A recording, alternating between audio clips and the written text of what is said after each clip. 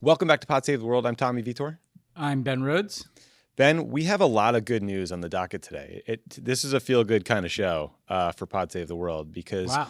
we have big news out of the Biden team about climate change, some good news out of the Biden team about effort to help countries like India that are really suffering from COVID. And then we have Biden's decision to recognize the Armenian genocide and why that was such a big deal. And we're also going to talk about why China was censoring coverage of the Oscars, another big vaccine breakthrough, some interesting leaked audio out of Iran, and then, again, some rare good news out of Russia and Ukraine. And then I have a little section I just called MAGA Idiots that I hope you'll enjoy. Yeah. And then an update on the Super League and, some workplace heroes. So look, on balance, it feels like a weirdly positive show for us. I mean, MAGA Idiots could have been the name of the show for like 2 years. Yeah, maybe 4. Maybe 4, yeah. Also, President Biden is giving his first joint session speech on Wednesday night. Why do you call it a joint session the first time and not the State of the Union? Do you know? It's really weird. I worked on the first joint session with Favreau, I remember in 2009, and it's exactly the same as the State of the Union. Literally exactly the same. Like you speak to both houses. You walk in with the pageantry. Everybody's there. It's like a 1 hour laundry list of your whole agenda. I think the idea is just that the president needs to be in office for a year before filing his State of the Union. Remember, the State of the Union used to actually be like a written document. Yeah, that good old days. Was, the good old days before we had to write a speech. And so I think it's tied to that, but don't hold me to that. I mean, I think the idea is that but I guarantee you there'll probably be some landing line where he says the State of the Union is getting stronger or something. Yeah, like wait that. for it. Right. Yeah. Do you miss getting handed like a page and a half and saying, hey, Ben, fill in all of the foreign policy section for the United States? Was that a fun task? So I worked on 8 of these. Jesus Christ. Again, I think I've used this analogy here before with the UN speeches. It's got to be a record. I doubt anybody else has worked on 8 of those. But it's like a Crash Davis from Bull Durham record. It just shows that I never left the same job. Great reference. It was rough because basically, like all the political advisors are like, don't talk about foreign policy. Like nobody cares about foreign policy. Americans don't care. Dan. Yeah, Dan, Thursday pod. But like there's like a chicken and egg thing too, by the way, which is like maybe Americans don't care because nobody tries to make them care. But anyway, right.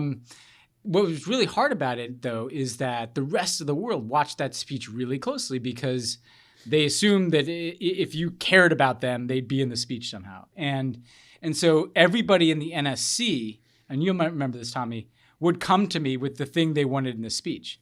And I'd have like a list of like 50 things, we have to mention this program that we just launched in X country. I don't want to insult a country or something. I know. And if we don't, it'll send a huge signal that, and so you had very little real estate to deal with the whole world and no time to deal with like thematics of your foreign policy. And if you left out, like I remember one year we didn't mention, Latin America, and it was like a year of problem. It was like, they don't really care about Latin America. It didn't make it into the speech, So it was really tricky. But you could also like, as you get older in the job, you figure out you can slide stuff in. So I used to always go to USAID. This is a lesson for Sam Power. And be like, hey, you guys have anything you really want to like juice in the budget? Like, and I'll slip it in there. Like, I remember like the last year we set a goal of ending malaria and preventable deaths from malaria.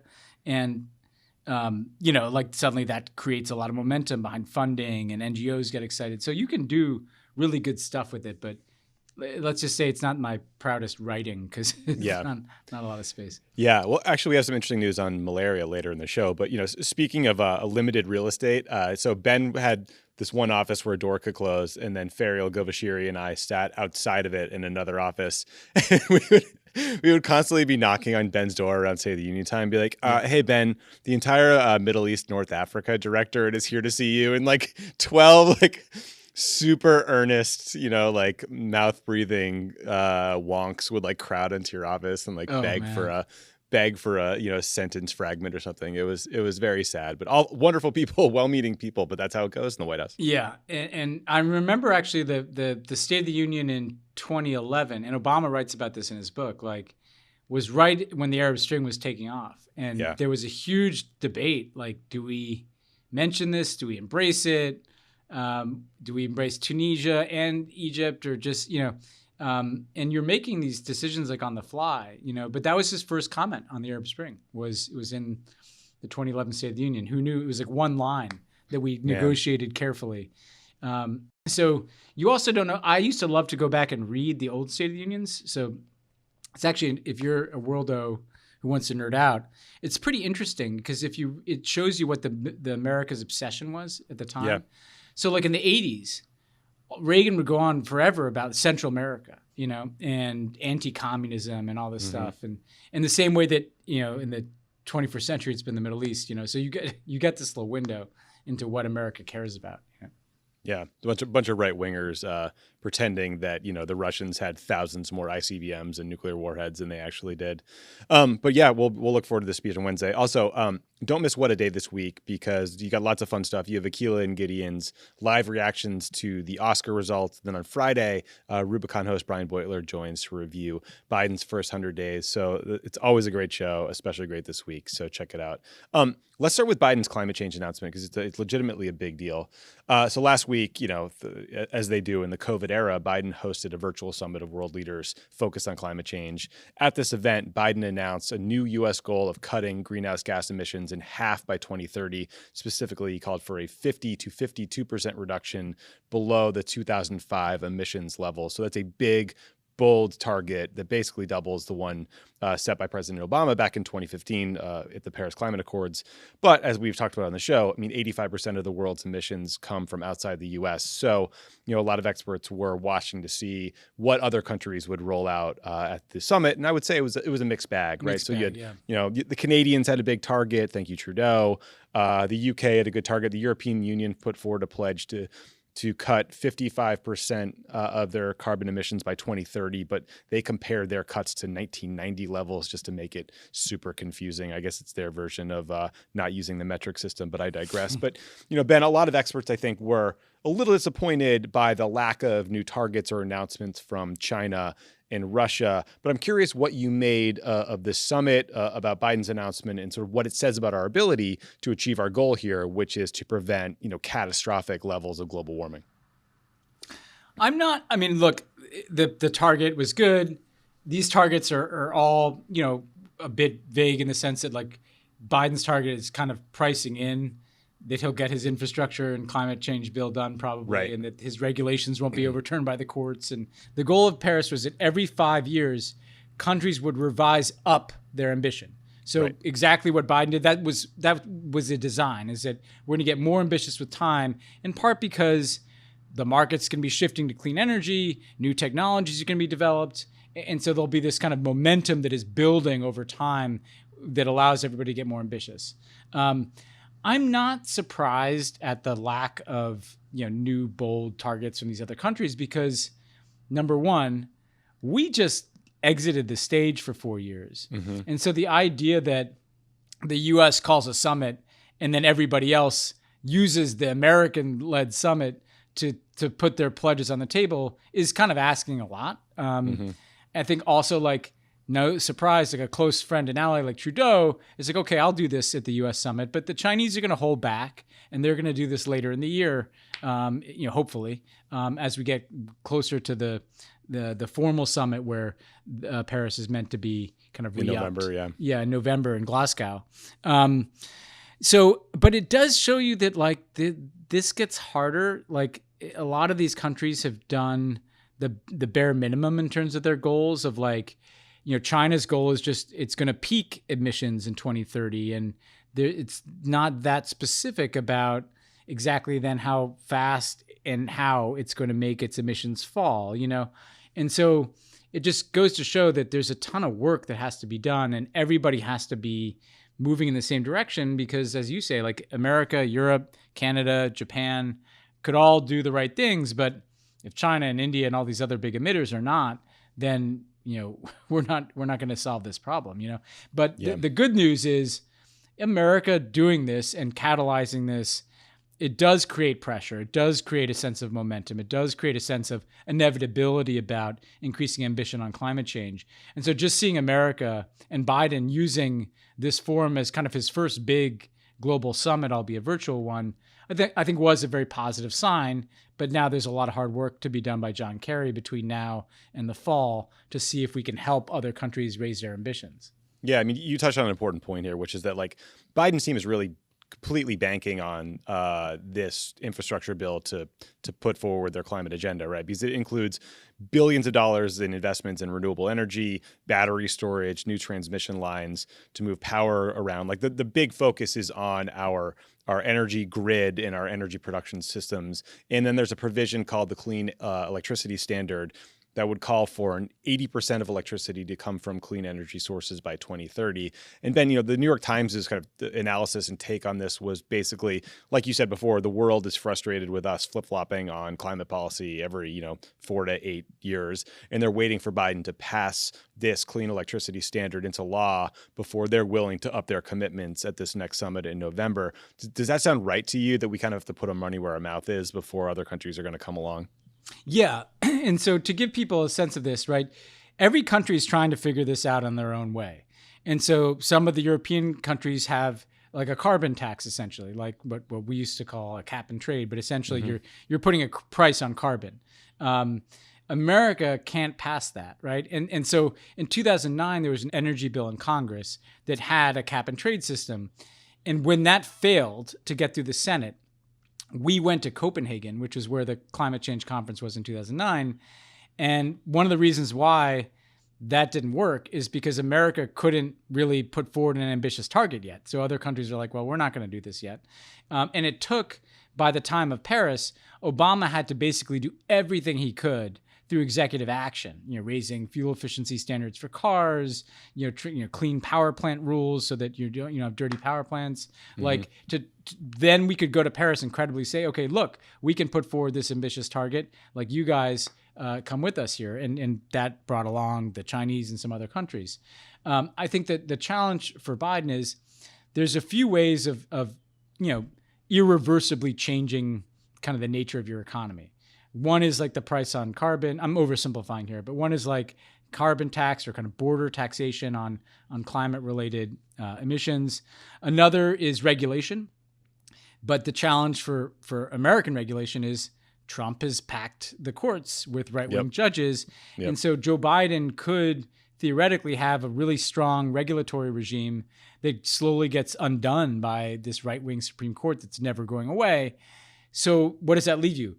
It leaves you the idea of just spending so much money on investments in clean energy and subsidies for clean energy that the economy just remakes itself into a clean energy economy because of the amount of resources the government has put into that. So, the combination of, say, raising fuel efficiency standards on cars and investing in, electric cars and chargers and charging stations, and states and local governments shifting all of their fleets to electric cars, like suddenly you're in business here, right? So because it's harder to pass through legislation in America regulations or to defend regulations in front of the courts, we are left with this kind of spending approach to transforming our economy. And if we spend sufficient amounts of money, I think the world will see, the market is just going to shift in the direction of these clean energies because America is moving so fast in that direction. Yeah. And that's what we need to get done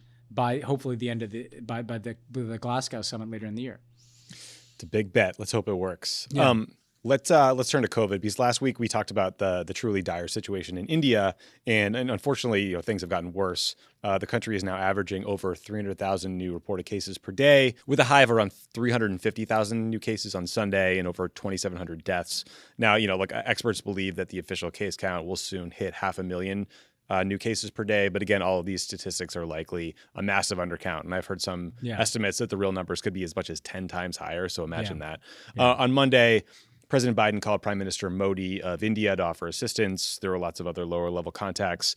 And the White House announced it's working to identify materials that India needs to manufacture vaccine doses, oxygen generation equipment, and they're going to send test kits, PPE, and other equipment over to India. Other countries, including Singapore and Germany, have already sent some aid. So lots of folks are pointing to Modi's failed leadership as among the many reasons for this massive surge in cases. That includes his decision to allow his political party to hold these massive rallies. In response, Modi's government asked Twitter to censor its critics or critics of their COVID response, including tweets from opposition politicians and journalists. So really learning a lesson there. Relatedly, on Monday, the White House said it would share as many as 60 million doses of the AstraZeneca vaccine once that vaccine is authorized by the FDA. So it's something that we've talked about, Ben, before. The challenge still remains that, those doses aren't manufactured yet. They haven't detailed where they will go, but I think we're talking about like a May or a June timeframe. So not really there's nothing on the near horizon that can help India deal with this acute outbreak. So pretty harrowing stuff here. Yeah, I mean, when you look at the population density in India, and then you have this sense of these new variants, and yeah, like Modi deserves plenty of criticism here. They were passing resolutions, through the Indian parliament, like celebrating Modi's defeat of COVID a few months ago. Like this. So this guy was spiking the football, on like the 20-yard line, and now you have this awful like dystopian scenario. And we should do everything to help. Whether, like we talked about, like whatever you're concerned about Modi is, like this is about public health, public safety, saving lives. Yeah. I think it's very positive. You can feel that the administration is moving, the Biden administration, to do more. Yeah. PPE equipment, AstraZeneca vaccines. That said, I think there's a couple problems that I see on the horizon here. One is just like there's a creeping moral problem. I talk to people around the world a lot, and it's interesting. You talk to someone in Britain, and they're like us. They've gotten their shot, or they're scheduled to get their shot. Some European countries, like it is just not morally sustainable to have a circumstance where we're going to look up and like basically the white majority white countries in the world, like everybody's vaccinated, back to normal, hanging out, and it's not just that COVID's still out there. COVID could explode with particularly new variants, as we're seeing in India. And secondly, India has a big problem. India is geopolitically important, right? They're like, part of a kind of anti-China strategy that we may have. Like, it's going to be harder and harder to choose, who are you giving vaccines to? Why are you giving them to this country, not that country if they need it? Well, all of which is to say that there needs to be a global comprehensive plan here. And there already is some architecture around this. There's like a consortium that's supposed, COVAX. But I think that the Biden team's gonna have to take a step back here and be like, okay, to spare them the difficult choice of being like, well, we'll give you these vaccines and you this PPE. Like this has to be routinized and systematized in a way that like there's a huge amount of resources going into a pool that can go out to other countries. And again, I still think the intellectual property concerns are going to have to fade away, or the hoarding of these natural resources that go into vaccines. There's good and complicated reasons why that's hard to do. But at the end of the day, like we just can't have a scenario where there's this kind of bifurcation between the developed world and the developing world that could go on for like 2 or 3 years, Yeah, I mean, the current framework where it's like some really bad outbreak spikes up and then the machinery of government gets going, starts to send them stuff. It's like you're already so far behind the curve that you can't prevent these outbreaks. We have to systematize and like make fair the distribution of these vaccines so we're preventing these outbreaks all over the place. I don't know if you've also noticed this, Ben. This is driving me crazy, which is the kind of like smart thing for like center-right people in Washington to say, if they decide that the U.S. should do more to, fairly distribute vaccines, et cetera, is that like we're losing some global competition with Russia and China, and they make it about this like geopolitical, like great power competition. It just feels so, I mean, I guess if that motivates Republicans, that's one way to frame it, but it just feels so amoral to talk about it in that way. Like maybe we don't want lots of people to die for no reason, regardless of where, Russia is sending the Sputnik V vaccine. I hate it. Yeah, there's this creeping thing. We should, we'll probably talk about this a lot, where China's going to become a reason for everything. Yes. The reason we should spend money on infrastructure is because of Chinese infrastructure. The reason we should spend money on, research and innovation is so the Chinese don't beat us. And look, some of that's just politics, and that's going to be part of the landscape. But I mean, we should be able and willing to do things for reasons other than beating the Chinese. Yes. And the irony of that is to take that logic and complete the circle.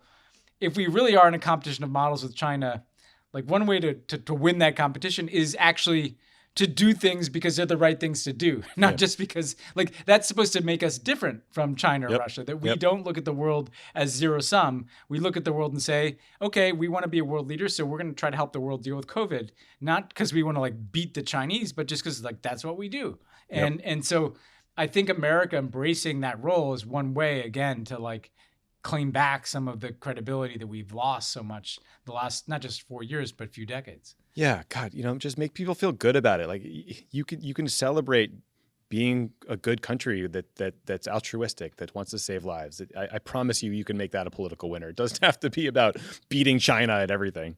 I know, look, we did that too. We did that too with Obama. I think we did it too. I get the impulse, but most Americans, look, I mean, as long as you can tell Americans, look them in the eye and say, we're not taking a vaccine away from an American to give it to somebody else, which I understand. You're the U.S. government. That's got to be your first priority. But if this is all additive, if it's we have enough PPE and vaccine to take care of our people, but we need to do this because it's the right thing. I mean, yeah, there's the 35% America First dead enders are going to be that's horrible. But I think most Americans would be into that. That's kind of what we're supposed to do. We're supposed to do big things. Yes, agreed. One other big piece of Biden news is over the weekend, President Biden became the first American president to formally recognize the Armenian genocide. And so that follows through on a campaign promise he made, despite lots of fears that this designation will anger Turkey. So for folks who aren't familiar, the Armenian genocide began in 1950 when the Ottoman Empire ordered the mass deportation of Armenians. The Ottomans were allied with the Russians in World War I, and they were worried about the Armenians collaborating with Russia or pushing for independence. And so they forcibly marched millions of Armenians into Syria and other parts of the Middle East, killing an estimated 1.5 million people. So it's just a truly horrific, evil event in world history. Past presidents, including President Obama, have avoided making this formal declaration or designation because of concerns about how Turkey would respond. Turkey's a NATO ally. Someone can always make an argument that, the U.S. needs Turkey's cooperation on fill in the blank issue. We can't piss them off, right? You and I were in meetings where we heard this. Yeah. You and I have also talked about the fact that we believe it was a mistake for President Obama not to mention to recognize the Armenian genocide. Samantha Power has said as much too. Why do you think President Biden finally made this choice, and what kind of response do you think we should anticipate from Turkey?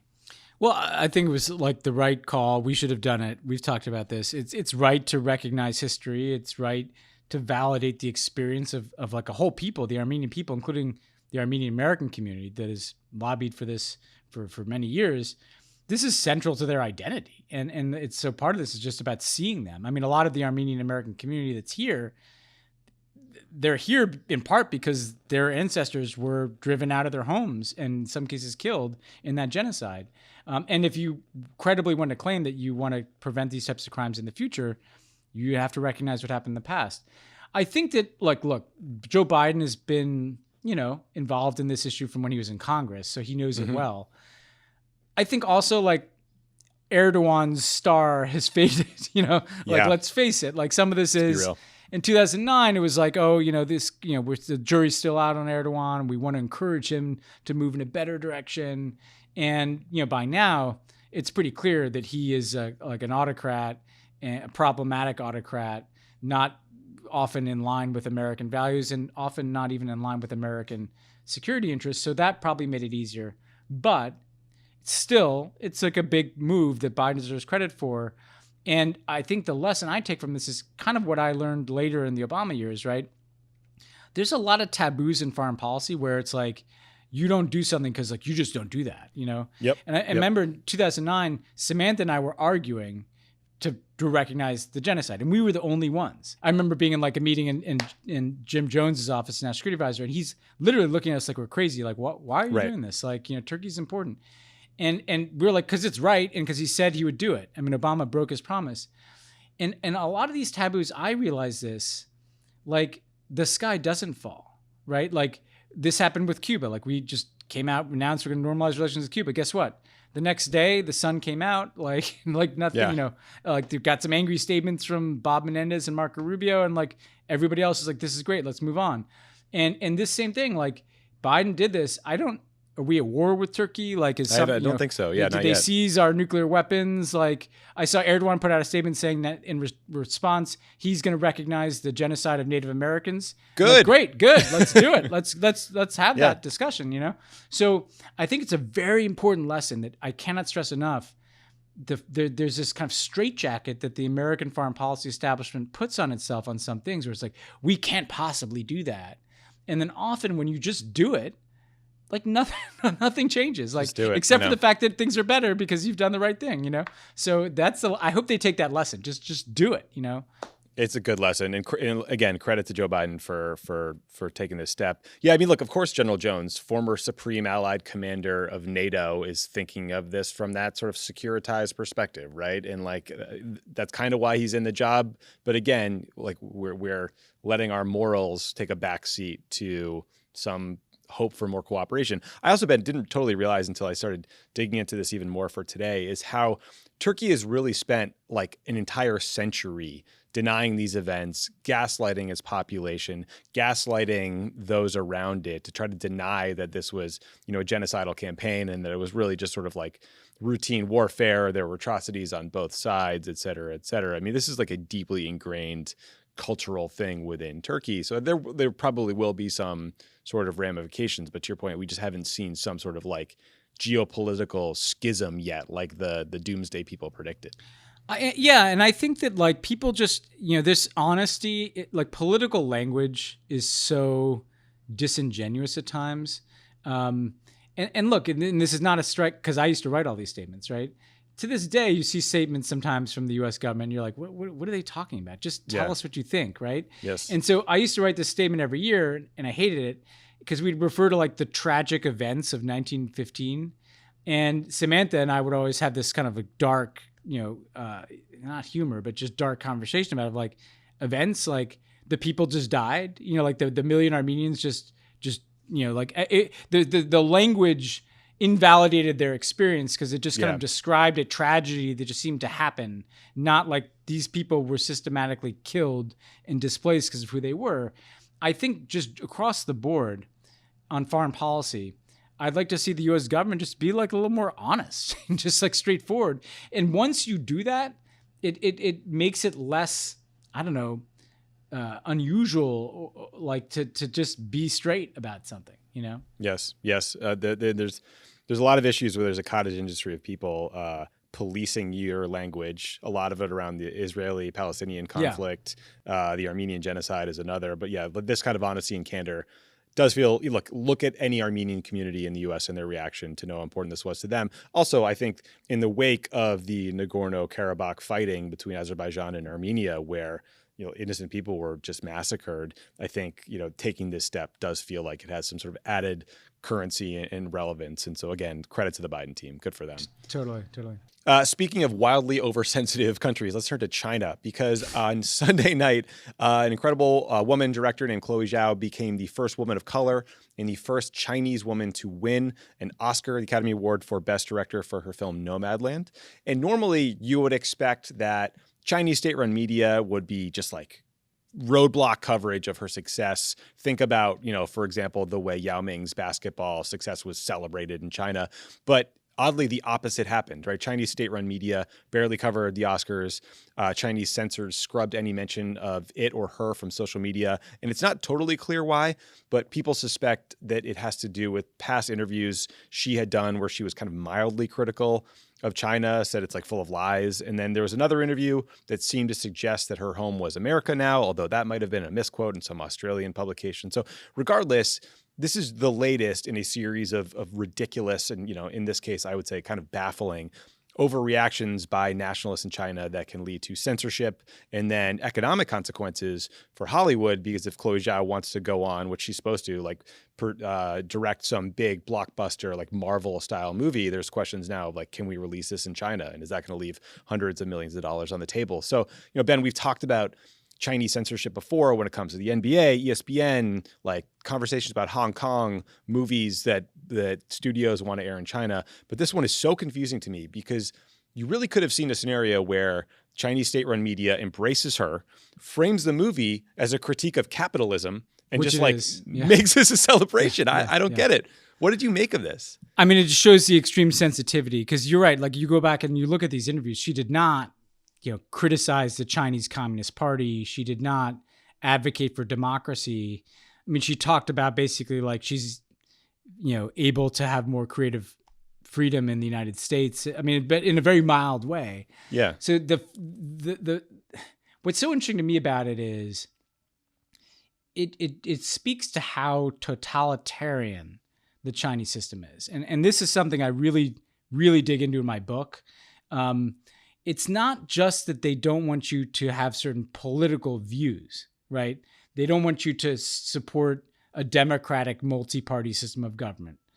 It's that they don't even want you to think in a certain way. Like Chloé Zhao's a storyteller, and to be a storyteller, she's creative and she's open. And I loved Nomadland. If you watch it, it really celebrates the individual, which is kind of subtly not, the Chinese model is very collective, very subtle, and I doubt that she sat down and was like, if anything, like you said, I saw it as a pretty stinging critique of like financial crisis era American capitalism. Like these people working seasonally at Amazon, putting together Christmas packages and then moving to some harvest because they can't hold down a job. So to me, it just shows both the sensitivity, but also that the sensitivity doesn't just encompass politics. It kind of encompasses like, what is your worldview and how do you create and what is the purpose of art? Because, Chloé Zhao, if you look at her films, like, it's the classic purpose of art. It's to hold a mirror up to the world and to understand ourselves better. The Chinese Communist Party's version of art is like to celebrate the Chinese Communist Party or like the Chinese collective. Yeah, right? Xi Jinping. Or Xi Jinping, or and even the movies, the war movies, they're all nationalism infused, right? And I think it just shows you how broad this question of what China's influence is going to be on the world for the next 10, 20, 30, 40 years. Because as you say, the darkest version of that is, as China becomes the biggest market and the biggest economic giant in the world, like creators, whether they're musicians or filmmakers or athletes, like just have to conform to no longer, you're a propagandist or you're not there. Yeah. Exactly. And that's going to be really tricky, and I hope that like people, who are creative everywhere kind of stand up for the principle. Not everybody has to make movies that are critical of the Chinese Communist Party, but you should be able to make a movie about Frances McDormand, like traveling around in a van, meeting interesting people and kind of wrestling with what it means to be alive in 21st century America, in kind of the post late stage capitalism, just, like, how is that not okay? Yeah. It's very, very odd. Also, now is your time to pause the podcast, pre-order After the Fall, Ben's new book, and dig deeper into this because it will be very, very good. Okay, more good news.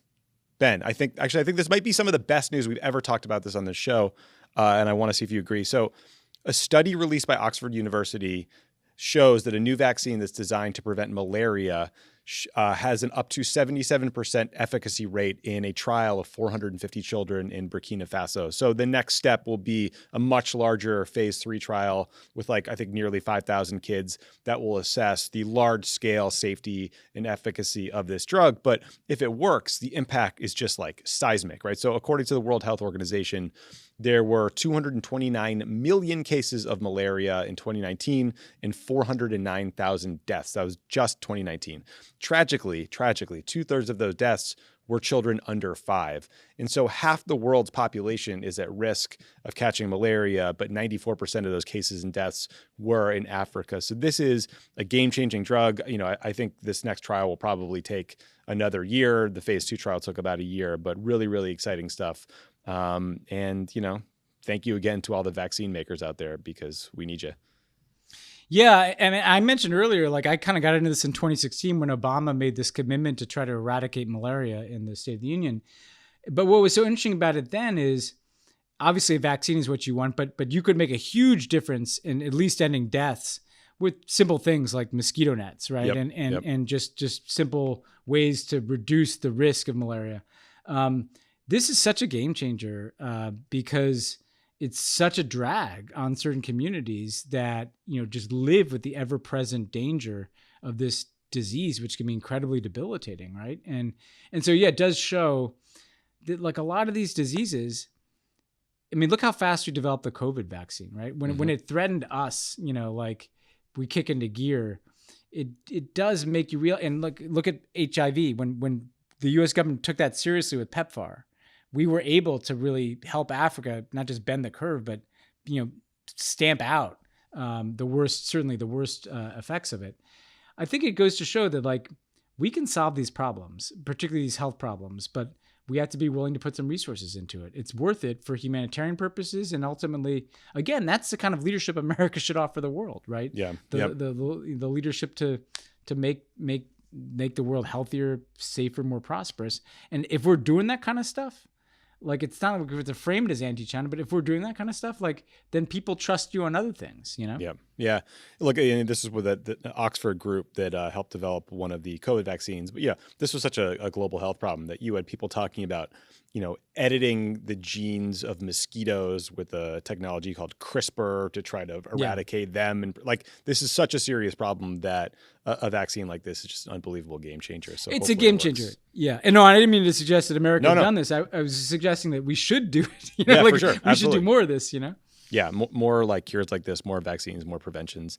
Ben, leaked tapes are once again making big news. So this time it was audio of Iranian Foreign Minister Javad Zarif talking with an Iranian economist named Saeed Leilez, who is, I think, widely considered to be the Billy Bush of Iran. Just kidding. So here's some of the revelations. The Iranian military, specifically the IRGC, calls most of the shots and often overrules civilian leadership. No surprise there.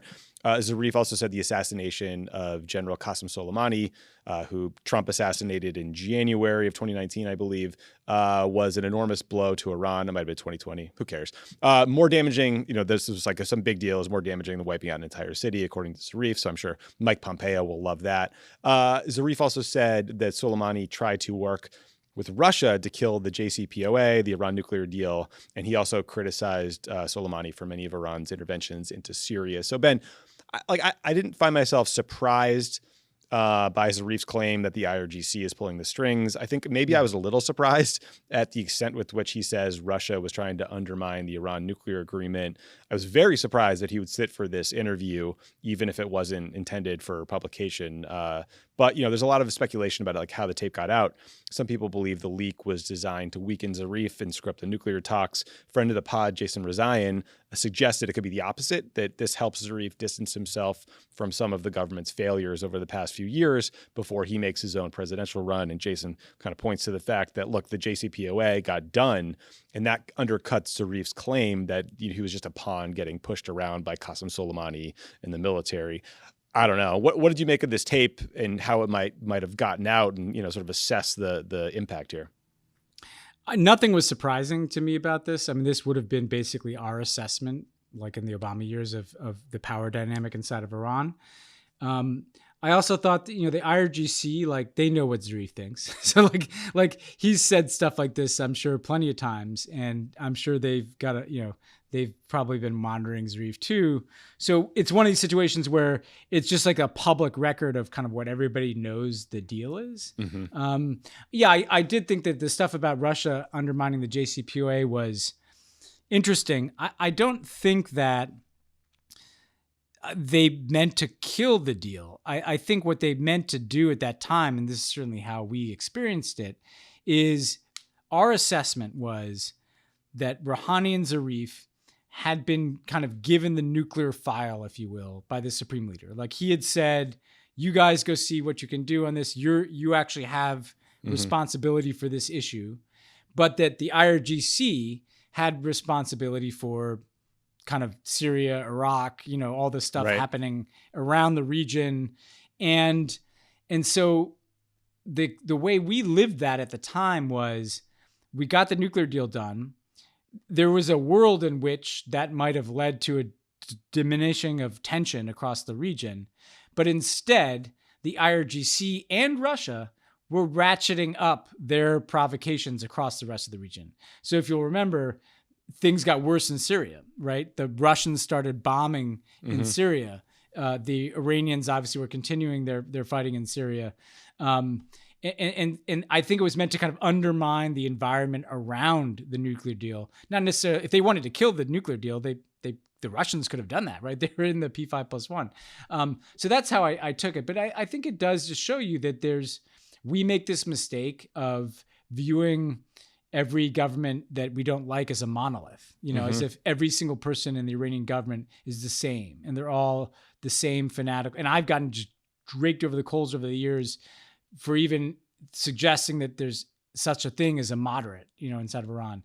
A moderate on a relative scale here. Right, of course.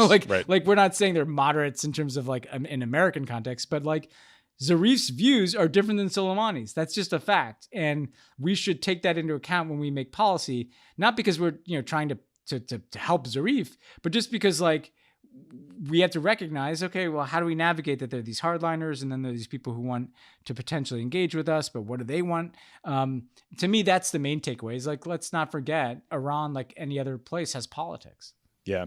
Of course, the dumbest thing possible sort of spins out of this in the right-wing world, which is there's a suggestion that John Kerry told Zarif, the foreign minister, that the Israelis had sort of intervened against their nuclear program 200 times. And people are acting like this was some sort of treasonous disclosure when, in fact, there are news reports quoting Israeli officials saying that they had intervened in Iran's nuclear program 200 times. So maybe Zarif just like read the AP wire if this was something that came up. This is the dumbest fucking thing in the world. And I'm glad you bring this up because like this is such classic American right-wing gaslighting bullshit, right? Yep. Because number one, this is already publicly known, right? And by the way, not just when the Israelis went out and literally said we've done this 200 times, like we were there in the Obama years, they would bomb stuff in Syria. Everybody knew it. It was like not some secret. Like that's the first thing. Second thing is the right wing like brags about this. Like over the years, you constantly heard American right-wing politicians be like, well, the Israelis are much tougher than us because they hit these Iranian targets in Syria and all this stuff. And so then John Kerry's just saying the same shit that like some right-winger would say to kind of praise like taking out Iranian targets, and suddenly he's treasonous. It's an absolute bullshit play where they know it's not true. Like, and this whole set of issues is full of lies, right? Like, it wasn't true that we gave Iran $150 billion. That's bullshit. But the right wing repeated that for years and years and years until like more people probably think that happened than not, And you could go down the list on this stuff and they get away with it because like people don't call bullshit on it enough, and the mainstream media covers it because they're not covering the underlying allegation. They're covering the controversy. Like, multiple Republican members of Congress called on John Kerry to resign today. It's a convenient way for them to cover the story without laundering the disinformation. Well, guess what? You're still laundering the disinformation. So we need to call this shit out when it happens because it's going to keep happening. There's literally a Reuters headline that says Israel says struck Iranian targets in Syria 200 times in the last 2 years. So seems like that might be the source. But yeah, you're right. Didn't stop Nikki Haley or any of the so-called serious people from attacking Kerry. Well, real serious. Same morons were pretending that Joe Biden said that you weren't going to be allowed to have hamburgers anymore, even though like he literally never said it. It was some other random study by I think Michigan University referenced that cutting down on red meat could help climate change. You really are seeing this week not right-wing reporting or misinformation, but like out and out disinformation, just like lie after lie after lie, just going super viral. And this Kerry thing is right at the top of the list. It's infuriating. Tommy, I'm going to actually like help with the transition to the MAGA idiots, right? Because it's getting worse. You know, it's so funny because, you know, I do like international speaking and stuff. People are like, is the Republican Party going to recover after Trump? No, it's actually getting dumber. It's getting worse. Like, it's dumber today than it was in like the first year of the Trump presidency in terms of these bullshit controversies, the lies, the gaslighting, the disinformation. Like the you know, we're like, this is not improving. And by the way, you can remove Trump from it entirely and it still happens, right? It's not about Trump. Like Trump could just sit in Mar-a-Lago on his fat ass and do nothing, and this would all still be happening. Yeah, it would be. One good news thing before we get to MAGA idiots. So just we talked in the last couple of shows about how there was this huge massing of Russian troops on the border of eastern Ukraine. They have reportedly pulled a lot of those back from the border. Huge sigh of relief to Ukrainians, NATO, U.S. officials, because this was believed to be the largest buildup of Russian forces in that area since 2014. Doesn't mean they pulled out of Crimea or you know there won't still be this like low-grade warfare there, but it's a good thing. Tony Blinken, the Secretary of State, is apparently going to Ukraine next month, and CNN reported that the White House is considering or preparing for a potential meeting between Biden and Russian President Vladimir Putin sometime early this summer, so you know this will get discussed. The other good news out of Russia is that opposition leader Alexei Navalny said he is ending his hunger strike over his medical treatment in prison because they'd sort of done enough to satisfy him. So that's great news. Unfortunately, there are also reports of Russia detaining journalists who have been covering protests in support of Navalny. And then the Russian Justice Ministry added Meduza News, one of the few remaining independent news outlets in Russia, to the point where, you know, some of their journalists have come on this show, to its list of foreign agents media outlets. So that's a very bad sign, these attacks on the media. But I don't know, Ben, I guess the question I had for you is, like, do you think a Putin-Biden meeting sometime early this summer makes sense or is a good idea? I mean, look, first of all, this is welcome news, but I think Putin likes to remind you, I can invade Ukraine if I want, or I can kill Alexei Navalny if I want. So I ratchet it up and then I dial it back, but I'm sure he'll ratchet it up again, right? But it's better to be ratcheted down, that's for sure. It can never hurt to try to talk to a country, even a foreign adversary. So I understand, you know, why Biden would potentially have this summit. I would be furiously lowering expectations. Yeah, me for too. to come out of that. Having been in a lot of meetings with Putin over the years, like the main reason to do it in some ways is to show Europe like you're open to it, because the Europeans sometimes get a little squishy on, you know, standing up to Russia on some of this stuff. And again, rightly, I don't mean to be negative about it. Like they urge diplomacy. I'm all for diplomacy. It's just Putin is not.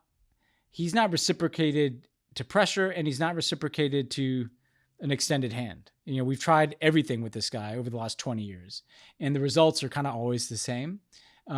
So it's worth trying, and hopefully you get something out of it. And we have had meetings with Putin in the Obama years that made things incrementally better for a period of time without solving underlying problems.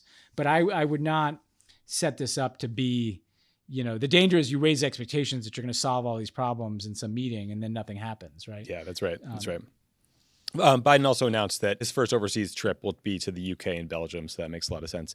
So just the MAGA idiots thing I had, Ben, which is basically very briefly, first, like right-wing ass and full-time Brexit arsonist Nigel Farage has announced that he's planning a tour of the United States with a group called Freedom Works, which is this like right-wing advocacy group propped up by the Koch brothers. So if you really missed like jeering terrible people during quarantine, this is a chance to get back out there. Second, I just wanted to point out that Trump decided to fire off one of his new statements, and this time it was on foreign policy. It was nuts. So it propped up Kim Jong-un. It attacked Moon Jae-in, the president of South Korea. He dusted off one of his old rants about wanting South Korea to pay more to the U.S. for our U.S. troop presence there. And I just wanted to note that he was completely wrong, because Biden has negotiated a 13.9% payment increase for 2021 and a 6.1% increase per year after that until 2025. So it turns out, if you're just a decent human being to your allies, you can actually get the thing you want. So that's MAGA idiots for you. All I'll say about Nigel Farage is I hope that if there could be a Borat 3, like Sacha Baron Cohen needs to, or just like a short, there needs to be a Sacha Baron Cohen, Nigel Farage interaction of some sort, and then on Trump, I just like the Kim Jong-un thing. It's literally it just shows you that nothing matters. I mean, I used to say I only get to do this once a podcast, but because it's Trump, we don't do that much. A Democratic president or Barack Obama, for instance, praising Kim Jong-un and just eviscerating our South Korean ally would have spontaneously combusted America if Obama had said anything remotely like that. It just shows you the how disingenuous, and the reason it matters is because people like Nikki Haley, all these people, Rubio, who are going to be running next time if Trump doesn't, are going to be putting themselves up as these hawks, as these tough people who will defend America.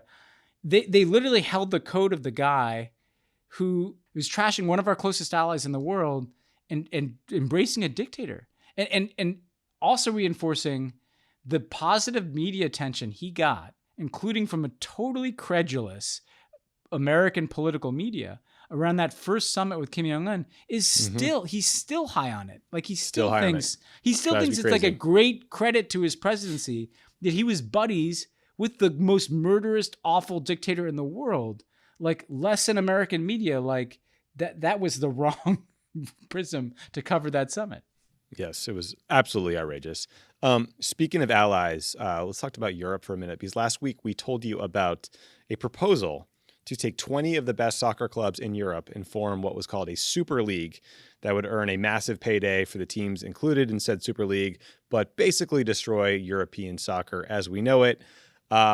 Fortunately for the Super League participants, within days of this idea getting floated, most of the teams pulled out and the Super League imploded upon itself. Ben, again, this is a very 2021, 2020 lesson here, which is that protests work. Fans in across London had taken to the streets to protest. Some even blocked team buses and delayed a match. So the story might not be totally over. There were reports that some of the Super League leadership might sue teams that withdrew. There are also questions about whether existing leagues like the English Premier League or the Champions League might punish the teams that tried to withdraw.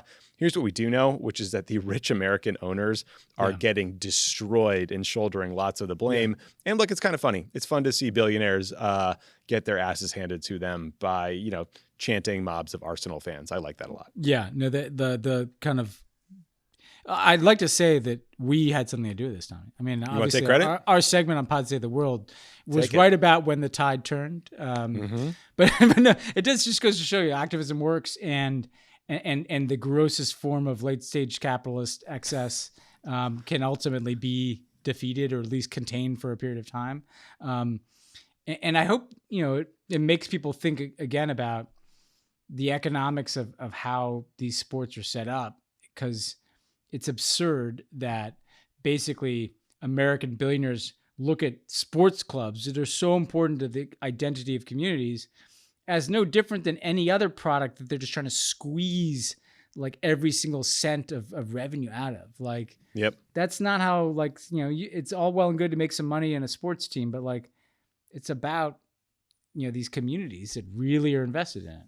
Yeah, I mean, talk to any Brooklyn Dodgers fans from Cleveland, Baltimore, who had teams ripped away from them and their identities just destroyed because someone wanted to make a buck. It's pretty brutal stuff. Pretty brutal.